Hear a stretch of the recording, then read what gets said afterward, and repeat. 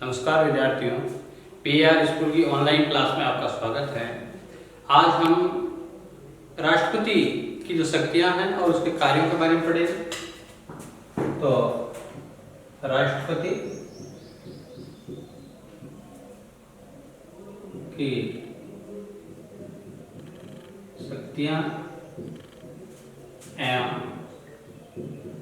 कार्य। तो राष्ट्रपति की शक्तियां एवं कार्य। तो राष्ट्रपति की सामान्यकालीन शक्तियां, सामान्य शक्तियां।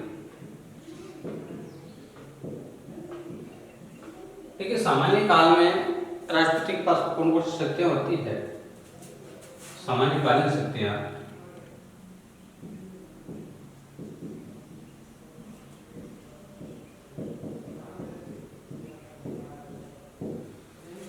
तो राष्ट्रपति की सामान्य जो शक्तियां हैं और कुछ संकटकालीन शक्तियां हैं।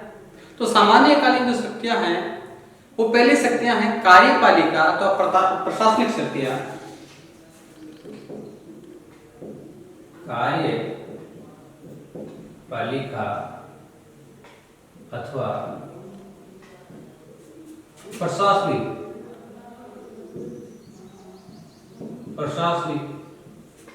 शक्तियां। राष्ट्रपति की कार्यपालिका तो प्रशासनिक शक्तियां अनुच्छेद 53 के अनुसार, अनुच्छेद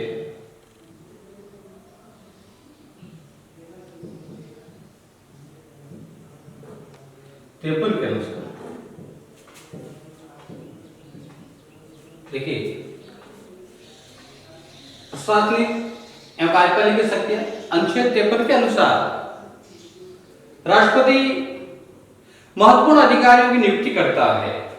तो देखिए, राष्ट्रपति महत्वपूर्ण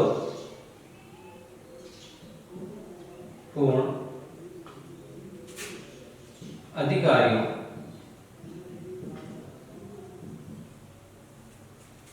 की नियुक्ति।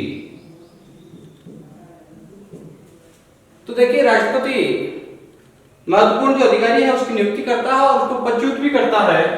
नियुक्ति है पदच्युति।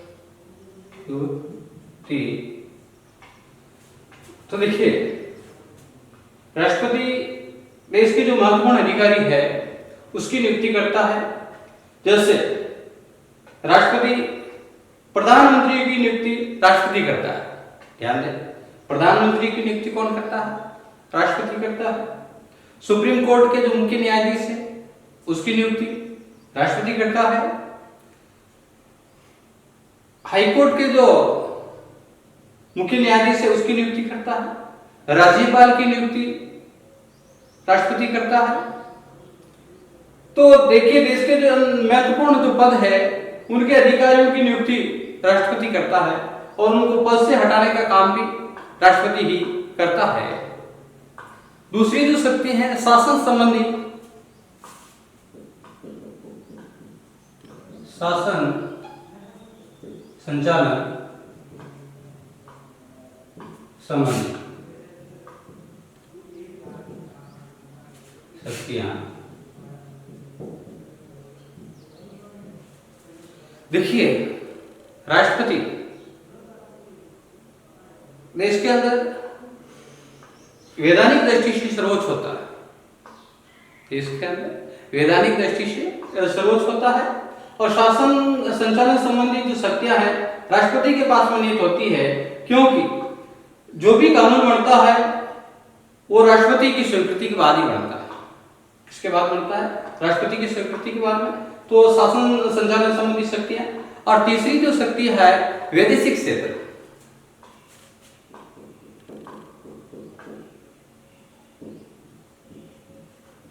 वैदेशिक क्षेत्र की शक्तियां देखिए, विदेशों के साथ में जो भी संबंध हमारे स्थापित होते हैं, जो भी संधियां होती है, और विदेशों के अंदर जो दूत नियुक्त किए जाते हैं, वो राष्ट्रपति का एकाधिकार है। जो भी विदेशों के साथ में संधि होती है वो राष्ट्रपति के नाम से होती है। किसके नाम से होती है? राष्ट्रपति के नाम से होती है। और विदेशों के अंदर जो दूत है उनकी नियुक्ति भी राष्ट्रपति करता है। और अगली जो शक्ति है वो है सैनिक क्षेत्र।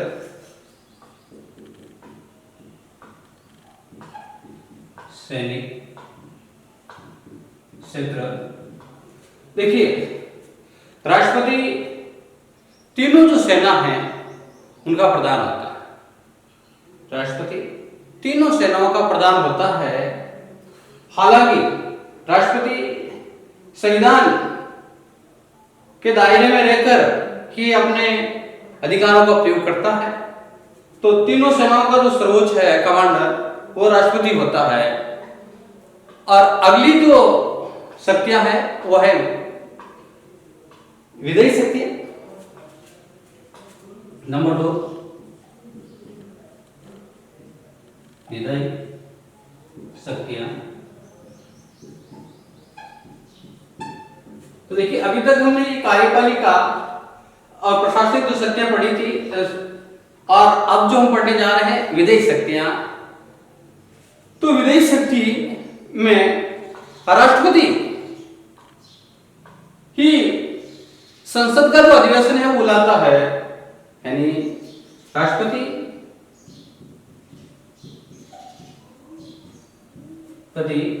संसद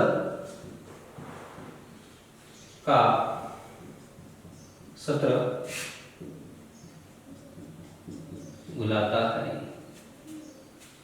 संसद का जो अधिवेशन है, जो सत्र है, वो राष्ट्रपति बुलाता है। और सदन को भंग ही राष्ट्रपति करता है। तो सदन का अधिवेशन बुलाने का अधिकार भी राष्ट्रपति के पास में है। और तय समय से पहले सदन को भंग करने का अधिकार भी राष्ट्रपति के पास में है। हालांकि राष्ट्रपति प्रधानमंत्री से विचार करके सदन को समय से पहले भी भंग कर सकता है। और ऐसा हमारे इतिहास में 9 बार हो चुका है। कितनी बार हुआ है? 9 बार। 9 बार राष्ट्रपति समय से पहले जो सदन है उसको भंग कर चुका है। और अगली जो शक्ति है विदेश शक्ति में सदस्यों की नियुक्ति। देखिए, सदस्यों को मनोनीत करने की जो शक्ति है, नियुक्त करने की जो शक्ति है, वो राष्ट्रपति के पास में है। सदस्यों को मनोनीत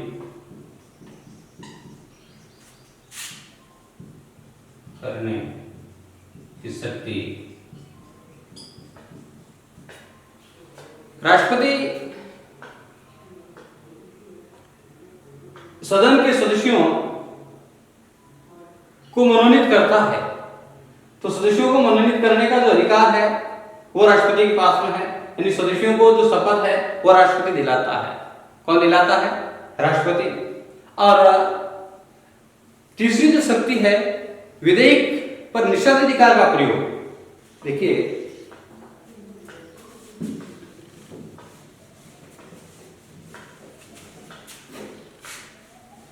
विधेयक पर निषेधाधिकार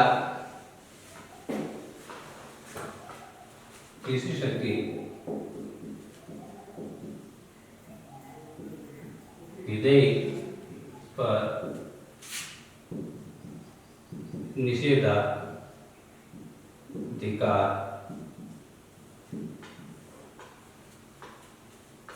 तो देखिए, राष्ट्रपति के पास में सदन के द्वारा जो प्रस्ताव भेजा जाता है, कोई विधेयक भेजा जाता है, वो राष्ट्रपति की स्वीकृति के बाद ही कानून बनता है। यानी सदन के अंदर पारित होने वाला जो बिल है वो अंतिम राष्ट्रपति के पास में जाता है और राष्ट्रपति के साइन होने के बाद ही वो कानून का रूप धारण करता है। और यदि राष्ट्रपति को लगे कि उसके अंदर कुछ कमियां हैं तो राष्ट्रपति उस विधेयक को वापस सदन के पास में भेज सकता है, तो राष्ट्रपति के साइन के बाद ही जो कोई भी विधेयक है वो कानून का रूप धारण करता है। और यदि राष्ट्रपति को लगता है कि उस विधेयक में कुछ कमियां हैं, तो राष्ट्रपति उस विधेयक को वापस सदन को भेज सकता है। हालांकि बाद में राष्ट्रपति को इसके ऊपर साइन करना ही पड़ता है, लेकिन राष्ट्रपति की स्वीकृति के बाद ही वो कानून का रूप धारण करता है। और राष्ट्रपति अध्यादेश जारी करने की शक्ति राष्ट्रपति के पास में होती है।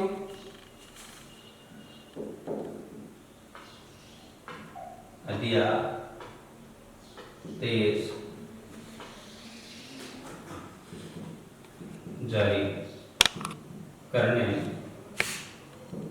की शक्ति।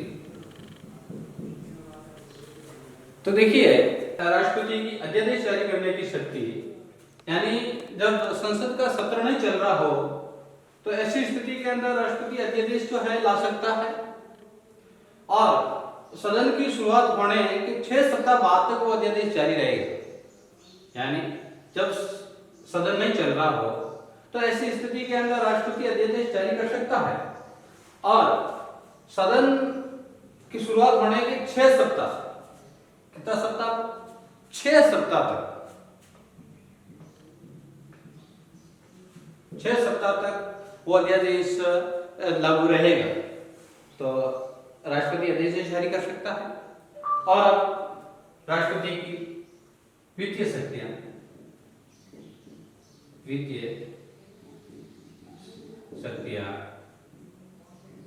देखिए, राष्ट्रपति प्रत्येक वित्त वर्ष के प्रारंभ में राष्ट्रपति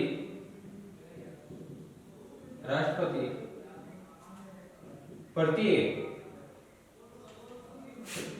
वित्त वर्ष की शुरुआत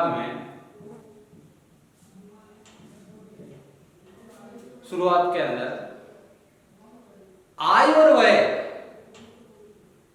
का जो लेखा जोखा है, जो विवरण है, वो रखवाता है संसद के सामने। तो राष्ट्रपति प्रत्येक वित्त वर्ष की शुरुआत के अंदर आय और व्यय, शुरुआत में आय व व्यय का जो लेखा जोखा है वो सदन के सामने रखवाता है, उसका विवरण जो है संसद के सामने रखवाता है। और अगली जो शक्ति है वो संकटकालीन शक्ति, संकटकालीन शक्तियां। देखिए, राष्ट्रपति के पास में कुछ संकटकालीन शक्तियां भी है। संकट के समय इन शक्तियों का राष्ट्रपति इस्तेमाल करता है। तो अनुच्छेद 352 के तहत, अनुच्छेद 352 के तहत बाहरी आक्रमण,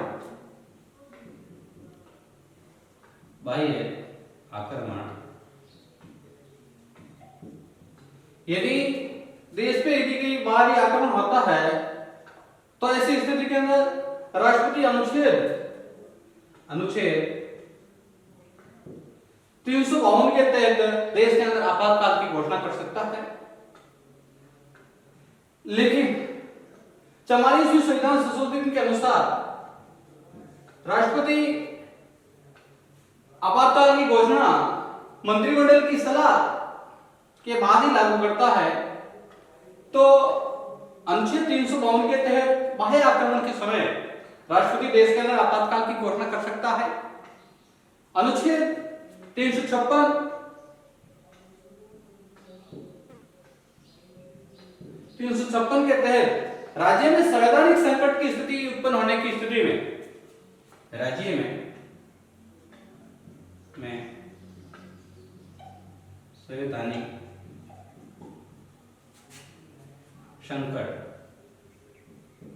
देखिए, राज्यपाल के प्रतिवेदन के आधार पर राज्यपाल को लग रहा हो कि राज्य के अंदर संविधान का उल्लंघन हो रहा हो और शासन संविधान के अनुसार नहीं चल रहा है, तो ऐसी स्थिति के अंदर राज्यपाल राष्ट्रपति को अपना प्रतिवेदन भेजता है तो राष्ट्रपति अनुच्छेद 356 के तहत राज्य में संवैधानिक संकट को ध्यान में रखते हुए राज्य के अंदर आपातकाल की घोषणा कर सकता है। और अनुच्छेद 360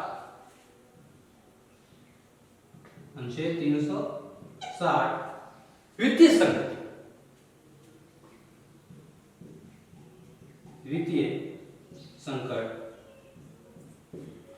देखिए अनुच्छेद 360 के तहत यदि देश के अंदर वित्तीय संकट उत्पन्न हो गया हो और देश की अर्थव्यवस्था यदि खतरे में हो तो ऐसी स्थिति के अंदर राष्ट्रपति अनुच्छेद 360 का प्रयोग कर सकता है और देश के अंदर वित्तीय जो संकट है वो घोषित कर सकता है।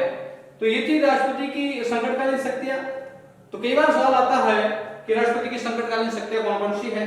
तो राष्ट्रपति की संकटकालीन शक्तियां अनुच्छेद 352, अनुच्छेद 356 और अनुच्छेद 360 के अनुसार अनुच्छेद 352 में बाह्य आक्रमण के समय वो देश के अंदर आपातकाल की घोषणा कर सकता है। अनुच्छेद 356 के अनुसार राज्य में संवैधानिक संकट उत्पन्न होने की स्थिति के अंदर वो आपातकाल की घोषणा राज्य में कर सकता है। और देश के अंदर वित्तीय संकट उत्पन्न होने की स्थिति में अनुच्छेद 360 के तहत वो देश के अंदर आपातकाल की घोषणा कर सकता है। धन्यवाद।